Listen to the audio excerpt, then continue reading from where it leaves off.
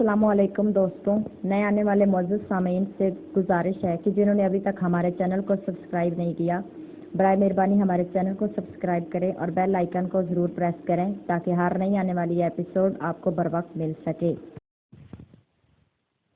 Novel रोज़ी rascal, मुसन्नफ Mazhar Kaleem MA, episode 12।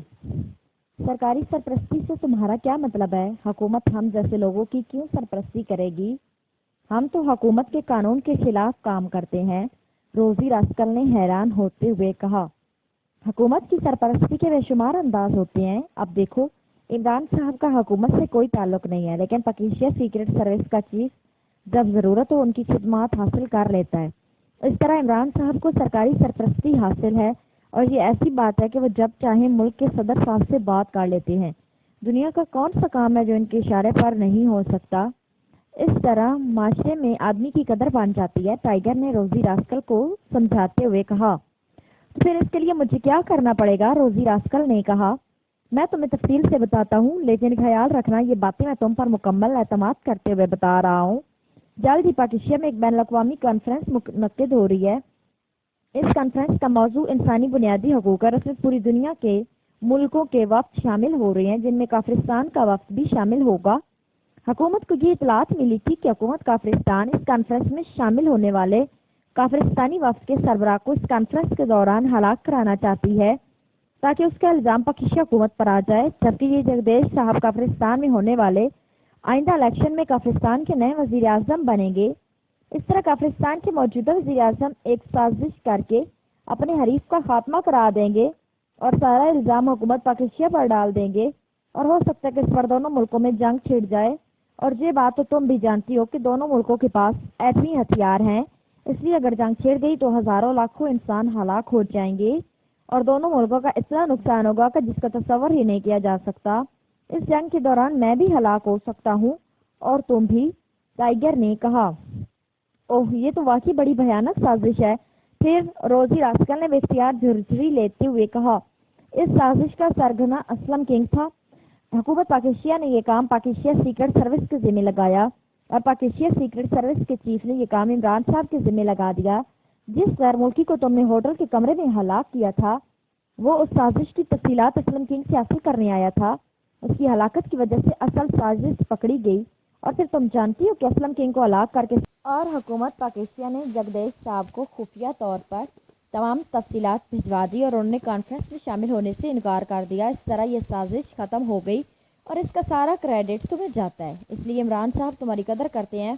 अब तुम्हारे आने के बाद उन्होंने मुझे फ़ोन पर कहा है कि मैं अपने तौर पर तुमसे दरख्वास्त करूं कि मार्शल से तुम दोस्ती कर लो और फिर इंतहाई मोहतात अंदाज में ये मालूमात हासिल करो कि कहीं काफिरिस्तानी हुकूमत अपनी साजिश के नाकाम होने पर कॉन्फ्रेंस के दौरान कोई इंतकामी कार्रवाई तो नहीं करेगी। अगर तुम ऐसा करो तो फिर इमरान साहब के दिल में तुम्हारी अहमियत बढ़ जाएगी। उसके बाद तुम्हें भी सरकारी सरपरस्ती हासिल हो जाएगी। उसके बाद फिर इमरान साहब वो बात भी मान जाएंगे कि तुम यहाँ होटल में कमरा ले लो, टाइगर ने कहा। वो अब किस किस्म की कार्रवाई कर सकते हैं? रोज़ी रास्कल ने होंठ चबाते हुए कहा। किसी भी किस्म की हो सकती है। कॉन्फ्रेंस हाल को ही बम से उड़ाया जा सकता है, कॉन्फ्रेंस के शुरका को भी हलाक किया जा सकता है, 100 किस्म की कार्रवाई हो सकती है। वैसे की ज़रूरत नहीं है कि ऐसा हो, लेकिन हमें बहरहाल मोहतात रहना चाहिए। मैं इसलिए सामने नहीं आना चाहता कि सबको मालूम है कि मेरा ताल्लुक इमरान साहब से है, वरना ये काम मैं खुद कर लेता, टाइगर ने कहा। लेकिन मेरा तो तुमसे ताल्लुक है। पहले असलम किंग इसी बात पर तो फिक्रमंद था, रोज़ी रास्कल ने कहा। जब कोई अहम काम सामने हो तो कुर्बानियाँ तो देनी पड़ती हैं। जब तक कॉन्फ्रेंस ख़त्म ना हो जाए तुम बज़ाहिर मुझसे कोई ताल्लुक ना रखना, बल्कि ये जाहिर करना कि हमारे दरमियान हमेशा के लिए लड़ाई हो चुकी है, टाइगर ने कहा। कॉन्फ्रेंस कब हो रही है? रोज़ी रास्कल ने होंठ खींचते हुए कहा। आइंदा माह के पहले हफ्ते में। इस तरह सिर्फ 2 हफ्ते रह गए हैं और 2 हफ्ते तो पलक झपकने में गुजर जाएंगे, टाइगर ने जवाब देते हुए कहा।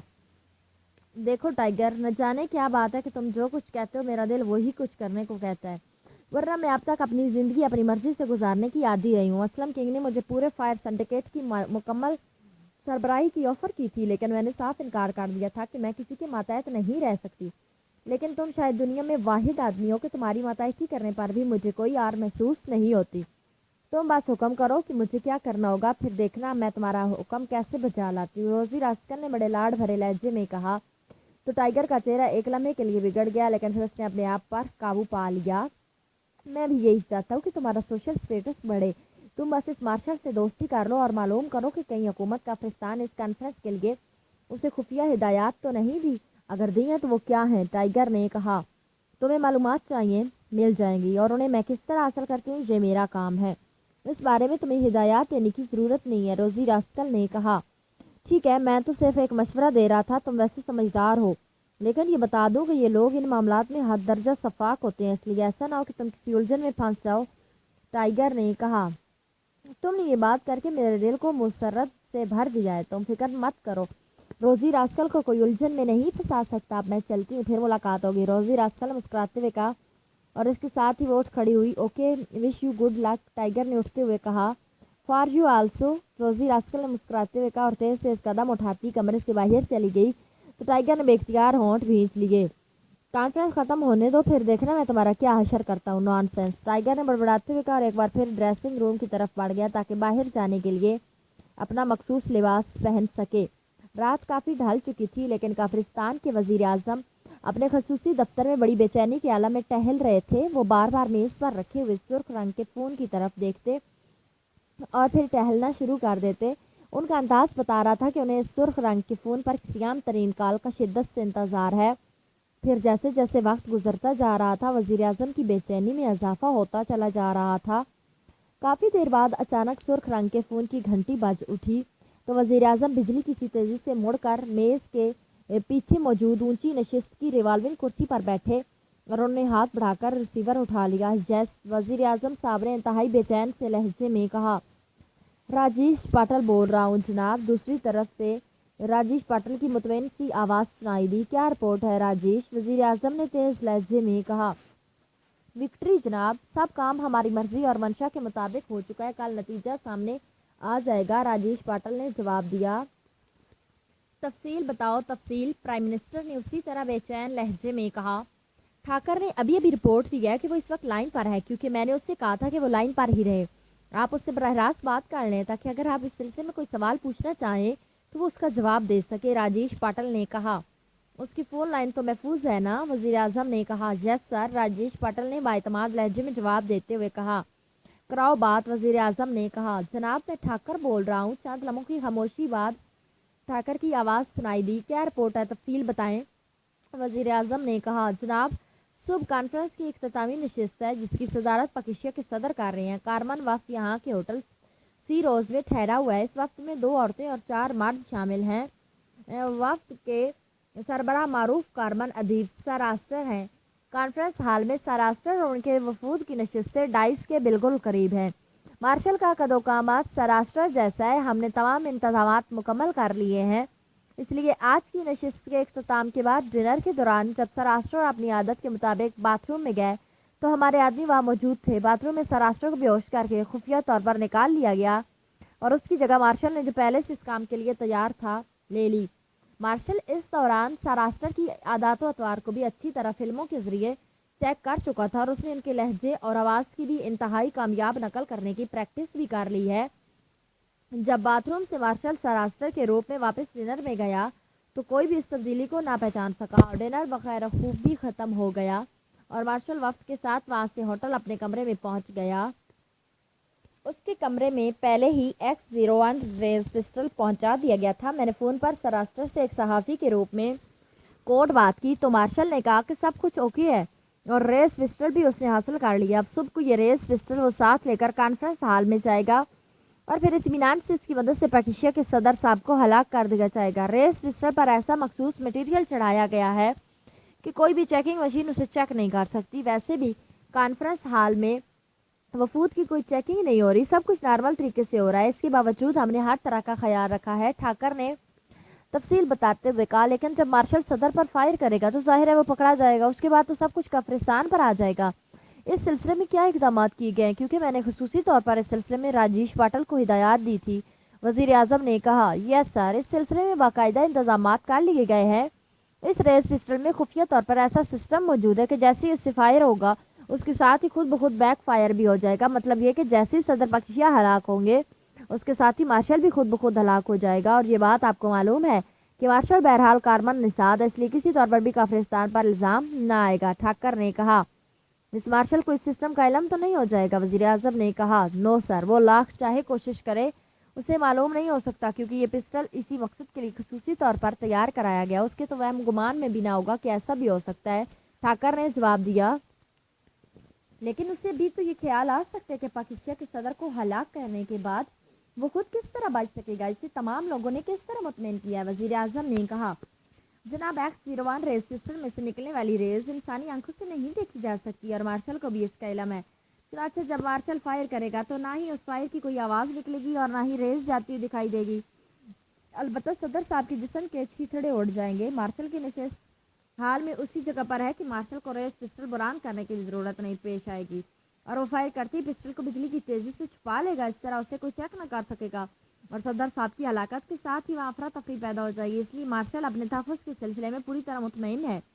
یہ اور بات ہے کہ صدر صاحب کے ساتھ ساتھ مارشل کے جسم کے بھی پرخچے اڑ جائیں گے۔ ٹھاکر نے جواب دیتے ہوئے کہا گڈ، ویری گڈ۔ اب یہ بتاؤ کہ پاکستان سیکرٹ سروس کی کیا پوزیشن ہے؟ کیا وہ تو اس کانفرنس کو چیک نہیں کر رہی؟ وزیر اعظم نے پوچھا نو سر، ہم نے خاص طور پر چیکنگ کی ہے، خاص طور پر اس عمران کی تو انتہائی سختی سے نگرانی کی جا رہی ہے، اس نے کانفرنس کی تمام نشستوں کے دوران کانفرنس ہال کا رخ تک نہیں کیا۔ ٹھاکر نے جواب دیتے ہوئے کہا ٹھیک ہے، صبح جب یہ خبر حتمی طور پر سنی جائے گی تو پھر تمہیں اور راجیش پاٹل دونوں کو کافرستان کے اعلیٰ ترین اعزاز دیے جائیں گے۔ وزیر اعظم نے انتہائی مسرور لہجے میں کہا تھینک یو سر۔ ٹھاکر نے جواب دیتے ہوئے کہا اور وزیر اعظم نے گڈ بائی کہہ کر ریسیور رکھ دیا۔ اب ان کے چہرے پر گہرے اطمینان کے تاثرات نمایاں تھے اور وہ کرسی سے اٹھے اور بڑے اطمینان بھرے انداز میں چلتے ہوئے دفتر کے بیرونی دروازے کی طرف بڑھتے چلے گئے۔ وسیع و عریض کانفرنس کو انتہائی خوبصورت انداز میں سجایا گیا تھا۔ آج کانفرنس کی اختتامی نشست تھی اور اس نشست کی صدارت پاکستان کے صدر صاحب کر رہے تھے، اس لیے حال میں اور حال کے باہر سیکیورٹی کے انتہائی سخت انتظامات کیے گئے تھے۔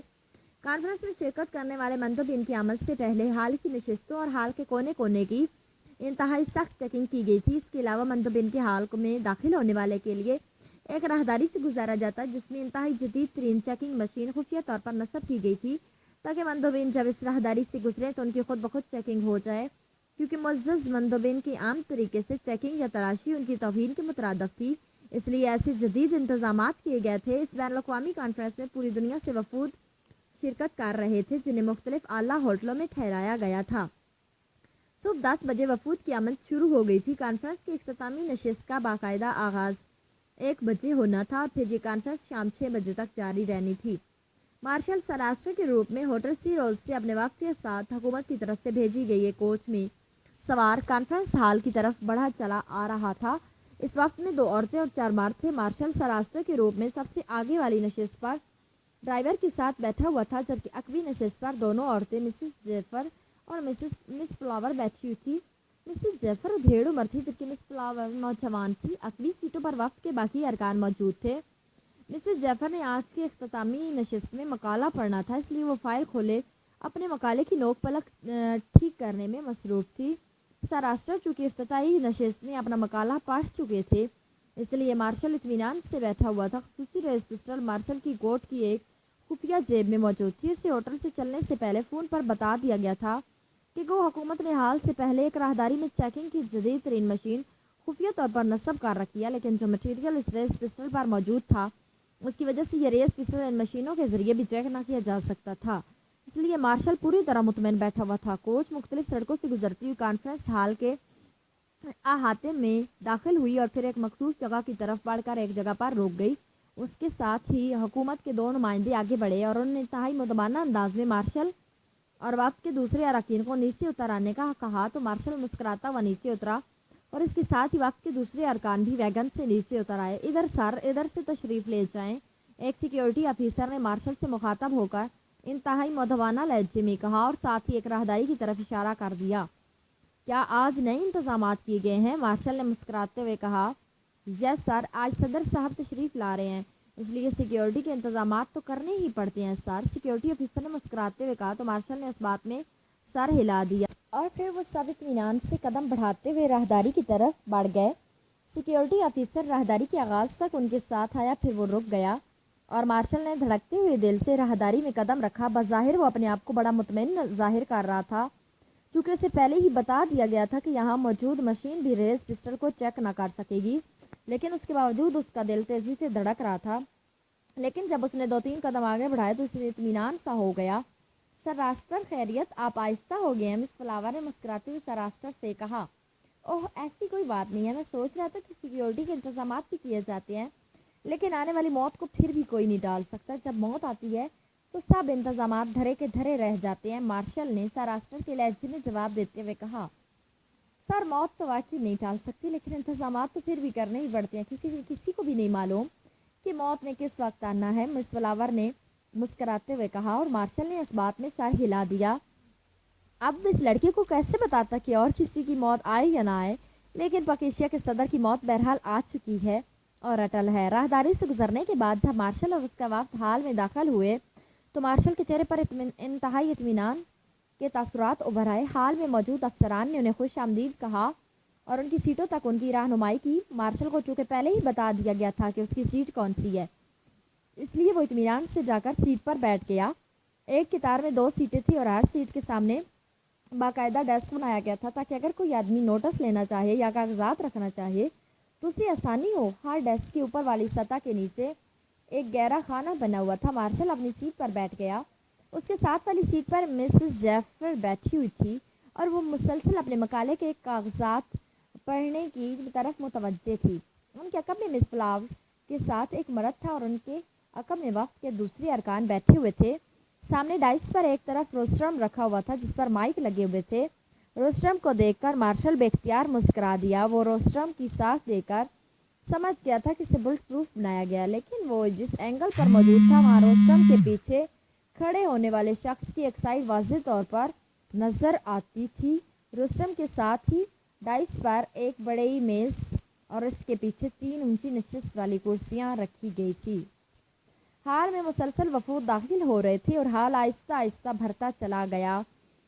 ہال میں مسلسل وفود داخل ہو رہے تھے اور مارشل مطمئن انداز میں بیٹھا ہوا تھا، اور پھر جب ہال پوری طرح بھر گیا تو ہال کا دروازہ بند کر دیا گیا۔ تھوڑی دیر بعد صدر کی آمد کا اعلان ہوا اور ڈائس کے پیچھے بنے ہوئے ایک دروازے سے صدر صاحب اچانک نمودار ہوئے اور ان کے ڈائس پر آتے ہی ہال میں موجود ہر شخص اٹھ کر کھڑا ہو گیا۔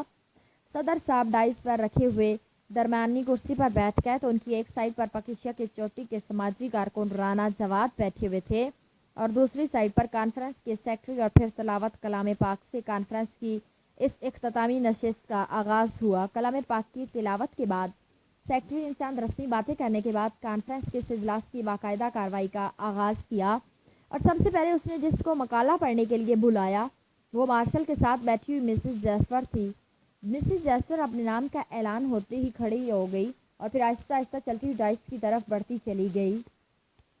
سیکرٹری اب مسز جیسپر کی تعلیم اور سماجی خدمات کی تفصیل بتا رہا تھا اور حال تالیوں سے گونج اٹھا۔ مارشل بھی ساتھ ساتھ تالی بجا رہا تھا اور پھر تالی بجاتے بجاتے اس نے واقعی بجلی کی سی تیزی سے کوٹ کی اندرونی جیب سے چھوٹا سا ریس پسٹل جس پر سفید رنگ کی سلکی میٹیریل کا غلاف چڑھا ہوا تھا نکالا اور اسے ڈیسک کے خانے میں دھکیل دیا۔ مسز جیسپر جب تک روسٹرم تک نہ پہنچ گئی ہال میں موجود ہر شخص تالیاں بجاتا رہا اور مارشل نے بھی ریس پسٹل خانے میں رکھ کر دوبارہ تالی بجانی شروع کر دی اور ساتھ ہی اس نے ادھر ادھر کا جائزہ لینا شروع کر دیا کہ کسی نے اس کی اس حرکت کو تو مارک نہیں کیا، لیکن کوئی بھی اس کی طرف متوجہ نہ تھا۔ وہ سب ڈائس کی طرف ہی متوجہ تھے اور پھر مسز جیسپر نے اپنا مقالہ پڑھنا شروع کر دیا اور مارشل نے ہاتھ ڈیسک کے اندر کر کے غلاف کو غیر محسوس انداز میں کھولنا شروع کر دیا تاکہ اس میں سے ریس پسٹل باہر نکل سکے، اور تھوڑی دیر بعد ویسا کرنے میں کامیاب ہو گیا، لیکن اس نے ریس پسٹل کو ویسے ہی اندر رہنے دیا۔ وہ جلدی کر کے اس موقع کو ضائع نہ کرنا چاہتا تھا، اس لیے وہ اطمینان سے بیٹھا رہا۔ ویسے بھی اسے اب کرنا ہی کیا تھا، چھوٹے سے ریس پسٹل کو ہاتھ میں چھپا کر اس نے فائر ہی کرنا تھا اور کسی کو پتہ بھی نہ چلتا اور مشن مکمل ہو جاتا۔ فی الحال وہ فائر بھی نہ کر سکتا تھا کیونکہ صدر صاحب جس کرسی پر بیٹھے ہوئے تھے اپنی سیٹ سے وہ انہیں صحیح طور پر ٹارگٹ بھی نہ بنا سکتا تھا۔ اسے صدر صاحب کی تقریر کا انتظار کرنا تھا۔ جب وہ تقریر کرنے کے لیے روسٹرم کے پیچھے کھڑے ہوتے اس وقت وہ آسانی سے انہیں ٹارگٹ بنا سکتا تھا، اس لیے وہ اطمینان سے بیٹھا ہوا مسز جیسپر کا مقالہ سننے میں مصروف تھا۔ عمران اپنے فلیٹ میں موجود تھا، چونکہ آج کل سیکرٹ سروس کے پاس کوئی کام نہ تھا، اس لیے عمران کا زیادہ تر وقت اپنے فلیٹ پر ہی گزرتا تھا۔ اس وقت بھی وہ لنچ کے بعد کیلولا کے لیے اٹھنے کا سوچ رہا تھا کہ پاس پڑے ہوئے ٹیلی فون کی گھنٹی بج اٹھی اور عمران نے ہاتھ بڑھا کر ریسیور اٹھا لیا۔ علی عمران MSc DSc آکسن بول رہا ہوں، عمران نے حسب عادت بات کرتے ہوئے کہا۔ ٹائیگر بول رہا ہوں باس، روزی راسکل نے انتہائی دہشت انگیز خبر دی ہے۔ بین الاقوامی کانفرنس میں فائر سنڈیکیٹ کا موجودہ سربراہ مارشل میک اپنی انتہائی خطرناک ریس پسٹلز میں داخل ہو چکا ہے اور کانفرنس کی اس اختتامی نشست کی صدارت پاکیزا کے صدر صاحب کر رہے ہیں اور اس کے ٹارگٹ بھی پاکیزا کے صدر صاحب ہیں۔ ٹائیگر نے انتہائی وحشت بھرے لہجے میں کہا تو عمران بے اختیار اچھل پڑا۔ وہ کیسے ہال میں داخل ہو سکتا ہے؟ میں نے معلوم کرا لیا تھا، ہال میں داخلے سے پہلے ہر شخص کو چیکنگ راہداری سے گزرنا ہوگا جس میں انتہائی جدید ترین چیکنگ مشین نصب ہے۔ روزی راسکل نے اپنی عادت کے مطابق ویسے شیخی مارنے کے لیے یہ بات کی ہوگی۔ عمران نے کہا نہیں باس، میں نے بھی اس لیے یہی بات کی تھی، لیکن وہ قسمیں کھا رہی ہے کہ اس نے جو کچھ بتایا وہ درست ہے۔ ٹائیگر نے جواب دیا تو عمران کی حالت دیکھنے والی ہو گئی تھی۔ کہاں ہے روزی راسکل؟ کیا اس نے تمہیں فون کیا ہے؟ عمران نے تیز لہجے میں کہا یس باس، اس نے کسی پبلک فون بوتھ سے فون کیا تھا، میں ہوٹل 3 اسٹار سے فون کر رہا ہوں۔ اس نے نہ جانے کس طرح مجھے یہاں ٹریس کر لیا۔ اب اس نے کہا ہے کہ وہ خود 3 اسٹار ہوٹل آ رہی ہے۔ ٹائیگر نے جواب دیا جیسے ہی وہ تمہارے پاس پہنچے مجھ سے اس کی بات کراؤ۔ عمران نے تیز لہجے میں کہا اور اس کے ساتھ ہی اس نے کریڈل دبایا اور پھر ہاتھ اٹھا کر ٹون آنے پر اس نے بجلی کی سی تیزی سے نمبر ڈائل کرنے شروع کر دیے۔ Yes chief security officer Rao Sikandar بول رہا ہوں۔ رابطہ قائم ہوتے ہی ایک بھاری سی آواز سنائی دی۔ علی عمران بول رہا ہوں، آپ سے پہلے سیکرٹ سروس کے چیف کے حوالے سے بات ہو چکی ہے۔ عمران نے تیز لہجے میں کہا یس سر، مجھے یاد ہے سر، حکم فرمائیے سر۔ راؤ سکندر نے مدبانہ لہجے میں کہا صدر صاحب حال میں جا چکے ہیں؟ عمران نے پوچھا یس سر، اور کانفرنس کی کارروائی شروع ہو چکی ہے سر۔ راؤ سکندر نے مطمئن لہجے میں جواب دیتے ہوئے کہا آپ نے جس راہداری میں چیکنگ مشین نصب کر رکھی ہے اس میں میک اپ چیک کرنے والی ریز مشین بھی ہے یا نہیں؟ عمران نے پوچھا میک اپ چیک کرنے والی ریز مشین؟ نو سر، اس کی کیا ضرورت تھی، ہم نے تو صرف اسلحہ چیک کرنا تھا، اس کانفرنس میں میک اپ کر کے کس نے آنا تھا سر؟ راؤ سکندر نے انتہائی حیرت بھرے لہجے میں کہا کون کون سی مشینیں نصب ہیں، تفصیل تو ہوگی آپ کے پاس؟ عمران نے کہا یس سر، 6 مشینیں ہیں سر، میں تفصیل بتاتا ہوں سر، ایک منٹ۔ راؤ سکندر نے جواب دیا اور چند لمحوں خاموشی کے بعد اس نے مشینوں کے نام اور ان کی رینج بتانی شروع کر دی۔ ٹھیک ہے شکریہ، کانفرنس کی کس وقت ختم ہونی ہے؟ عمران نے پوچھا۔ 6 بجے شام کو جناب، راؤ سکندر نے جواب دیتے ہوئے کہا۔ اوکے تھینک یو، عمران نے کہا اور ریسیور رکھ دیا۔ اس کے چہرے پر اطمینان کے تاثرات ابھر آئے تھے کیونکہ جن مشین کی تفصیل اس چیف سیکیورٹی آفیسر نے بتائی تھی وہ واقعی جدید ترین تھی اور ان سے بچ کر کسی قسم کا اسلحہ اندر نہ جا سکتا تھا، چاہے یہ اسلحہ بارودی ہو یا شعاعی۔ اس لیے عمران سمجھ گیا کہ روزی راسکل نے ٹائیگر کو مرعوب کرنے کے لیے یہ بات گھڑی ہے۔ وہ ایک بار پھر کیلولا کرنے کے لیے اٹھنے ہی لگا تھا کہ فون کی گھنٹی پھر باز اٹھی اور عمران نے ہاتھ بڑھا کر ریسیور اٹھا لیا۔ ٹائیگر بول رہا ہوں باس، عمران کی توقع کے عین مطابق دوسری طرف سے ٹائیگر کی آواز سنائی دی۔ وہ تمہاری روزی راسکل پہنچ گئی ہے؟ عمران نے مسکراتے ہوئے کہا یس باس، لیکن اس کا کہنا ہے کہ وہ فوری طور پر آپ سے خود ملنا چاہتی ہے۔ اس نے کہا ہے کہ صدر پاکیزا کی جان اس وقت شدید خطرے میں، اگر وہ چاہیں تو ان کی جان اب بھی بچ سکتی ہے، لیکن اس کے لیے اسے آپ کی مدد کی ضرورت ہے۔ میں اسے لے کر آ رہا ہوں فلیٹ پر۔ دوسری طرف سے ٹائیگر نے تیز لہجے میں کہا اور اس کے ساتھ ہی رابطہ ختم ہو گیا۔ اب تو اس کا نام روزی راسکل کے بجائے روزی عیارہ رکھ دینا چاہیے، عمران نے مسکراتے ہوئے کہا اور ریسیور رکھ دیا۔ ظاہر ہے اب اس کی کیلولا کرنے والا پروگرام مکمل نہ ہو سکتا تھا۔ سلمان بھی اس وقت موجود نہ تھا، وہ لنچ کے برتن سمیٹنے کے بعد کسی کام سے چلا گیا تھا۔ تھوڑی دیر بعد کال بیل کی آواز سنائی دی تو عمران کرسی سے اٹھا اور تیز قدم اٹھاتا بیرونی دروازے کی طرف بڑھ گیا۔ اسے معلوم تھا کہ سلمان باہر سے دروازہ بند کر گیا ہوگا تاکہ باہر سے اسے کوئی نہ کھول سکے، جبکہ اندر سے بھی مخصوص انداز میں ہینڈل گھمانے کے بعد ہی دروازہ کھول سکتا تھا۔ عمران نے دروازے کے قریب جا کر ہینڈل گھمایا اور دروازہ کھول دیا۔ دروازے پر روزی راسکل اور ٹائیگر کھڑے تھے۔ ٹائیگر کے چہرے پر وحشت اور پریشانی نمایاں تھی جبکہ روزی راسکل کے چہرے پر پراسرار سی مسکراہٹ تیر رہی تھی۔ آؤ ویسے جوڑی بڑی شاندار ہے، عمران نے ایک طرف ہٹتے ہوئے مسکرا کر کہا۔ باس معاملات واقعی بے حد خراب ہیں، ٹائیگر نے اندر آتی وحشت بھرے لہجے میں کہا۔ کیوں، کیا ہوا؟ کیا روزی راسکل نے انکار کر دیا؟ عمران نے مسکراتے ہوئے کہا۔ روزی راسکل کے اندر آنے پر اس نے دروازہ بند کر کے ہینڈل لگا دیا تاکہ سلمان جب واپس آئے تو اسے وہ خود ہی کھول لے، اس لیے اس نے چٹکی نہ لگائی تھی، ورنہ عام طور پر وہ اندر سے چٹکنی لگاتے تھے تاکہ کسی بھی طرح دروازہ باہر سے نہ کھولا جا سکے۔ انکار؟ کیسے انکار؟ ٹائیگر نے چونک کر پوچھا۔ شادی سے، عمران نے ڈریسنگ روم کی طرف بڑھتے ہوئے مسکرا کر کہا۔ تو روزی راسکل بے اختیار ہنس پڑی۔ ابھی میں نے شادی کا ارادہ ہی نہیں کیا، اس لیے اقرار سے انکار کا کیا سوال؟ ویسے جب میں نے ارادہ کر لیا تو پھر ٹائیگر کی یہ ضرورت ہی نہ ہوگی کہ انکار کر سکے۔ ٹائیگر کے جواب سے پہلے ہی روزی راسکل نے ہنستے ہوئے کہا अरे मैं समझा तुमने इनकार कर दिया इसलिए टाइगर मामलात खराब होने की बात कर रहा है, इमरान ने मुस्कुराते हुए कहा। और चंद लम्हों बाद वो ड्रेसिंग रूम में पहुंच गए। बॉस, रोजी रास्कल ने जो कुछ बताया उससे मामलात वाकई बेहद सीरियस हैं। सदर साहब की जान इस वक्त शदीद खतरे में है, टाइगर ने सोफे पर बैठते हुए इंतहाई संजीदा लहजे में कहा।